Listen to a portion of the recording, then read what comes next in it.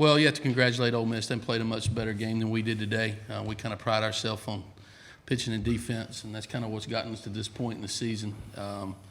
We've pitched very well, and we've played great defense behind our pitching staff, but we didn't do a great job of either one of those today.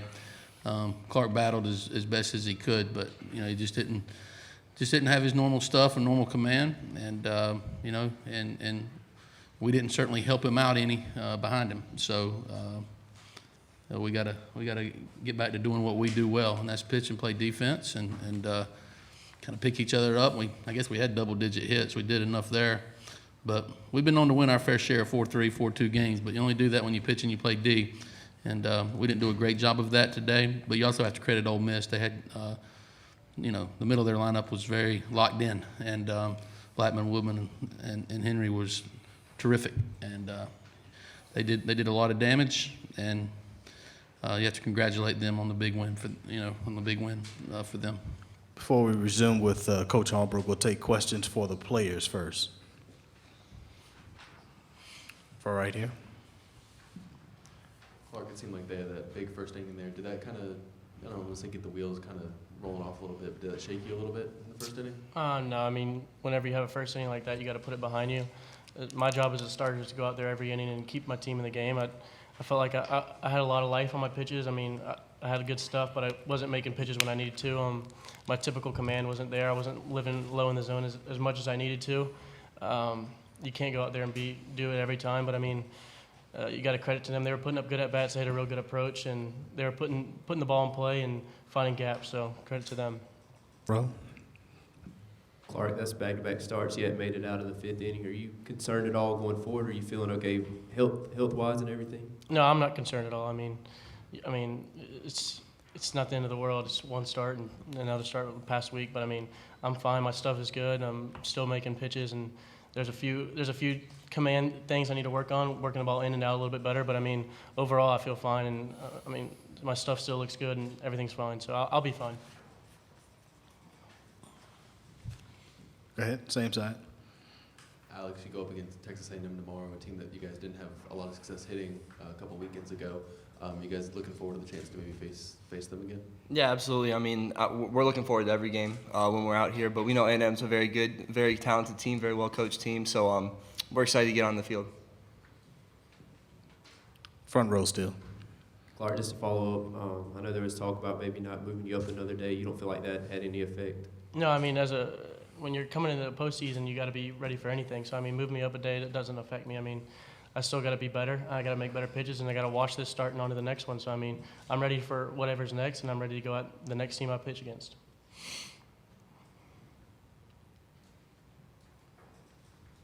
Any more questions for the players? Still right here in front row. Alex, I know you didn't have any errors or anything, but just how disappointing is it for the whole team to come out and commit 5 errors in a big game like this? Like Coach said, we kind of prided ourselves on playing good defense this year, and we've had a very good pitching. And today it was kind of tough. If you look at Clarke's line, I mean, obviously those errors affected him a lot. But going back to the questions you were asking him, we're not worried about Clarke when he's on the mound. He's our bulldog when he's out there, and I think he's the best pitcher in the country. And today we didn't have our best stuff on defense, but I know we're going to put that behind us and come ready to play tomorrow. Kind of sticking with that, Alex, I think 8 of their 10 runs were scored with 2 outs. Is that frustrating for you guys defensively? Obviously that's tough. I mean, it's it's kind of tough when they're scoring with 2 outs, but like you said, that kind of goes back to the defense, kind of putting ourselves in that situation with those when we should be making outs or we missing out. But obviously it's tough, but we'll get past that. Any more questions for the players? Thank you, gentlemen. We'll allow these guys to step down, and we'll remain with Coach Chad here. Somebody will help you, or ask Andrew. Okay. Questions now for the coach?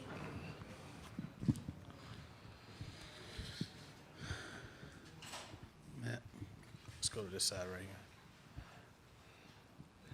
Chad, how did you feel like Clarke looked coming on a short rest? I thought his stuff was good. His velocity was great. And he had 7 strikeouts and 4 1/3. I mean, he had good enough stuff. But we got the first 2 guys out via the strikeout of the game, and then kind of had the defensive laps there on a ball that Woodman hit down the line there, and and an error contributed to 2 runs there, and we were they got momentum on their side from the get-go, and we were kind of playing uphill from the rest of the way.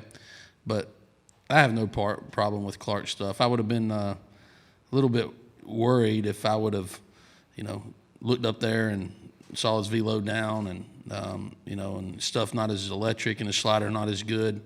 I would have thought maybe we rushed him back, but heck, I think in the 5th inning there he hit 95 or 96. So he had good life on his pitches. He just got to get in a little bit better rhythm. We got to have a little bit better tempo, and he'll get back to throwing to both sides of the plate and commanding the strike zone. And he pitched behind a little bit today, and those good hitters made him pay. And that's why you got to credit Ole Miss. Standing up here in the rear, Coach. Of your 5 errors, most seem to be of the lackadaisical type, not the real tough play type. What do you say to the guys when they make those kind of errors? Well, we've played great defense all year long, and I don't know exactly if I have the answer today of a couple of the errors. We didn't have heightened awareness on one play, and we pride ourselves on that. And but we're not perfect either. We fielded 980, I guess, through 55 games. So we've played defense at a high level all year long. So this is a little bit out of character for us, and we'll try to get a couple of the things that we saw today corrected, and get back to doing what we do well, which is play defense. And that's won us a lot of games. But today for some reason, we didn't play the defense we normally play. Front and center. And Chad, what makes J.B. Woodman so dangerous and difficult to deal with? I love the kid, man. I when we played Ole Miss earlier in the year, I just thought he was one of the better players that we've faced and seen in the league. I mean, his makeup is terrific, his athleticism. He obviously has power. His plate approach is terrific. He's one of the more polished players, athletic players. He doesn't have any chinks in that arm. I mean, he's a special player, and special makeup, great kid, works extremely hard. He's what NCAA student athletes, all SEC, all American type players are all about. And he's certainly impressive. It's been fun to watch him play. Far right, sitting down. With 7 straight losses now in Hoover and moving into a game you guys really need to win tomorrow, how do you kind of make sure that it doesn't get mental with your team? Well, we can play a great game tomorrow and not necessarily win because we're playing one of the best teams in the country, and that's typically what's happened down here. We've lost to some really good teams. There's been a couple games that we've played really well and just couldn't get the big hit. So it's a baseball game, and we get to play in the SEC tournament, and then we're playing a great opponent, so we should be excited about playing, no matter if it's here in Hoover or at home or wherever. And we're in postseason play, and we should come to the park ready to go and ready to play, and have a great opportunity tomorrow to play Texas A&M. And it might take our best game, but we'll see if we can play our best game. And if we lose tomorrow, the season's not over either, so I'm not going to put all the pressure in the world on our players. We've got time for one more question. Here in the back. You said earlier this week you think you're a top 8 seed. Do you think tomorrow is a must-win?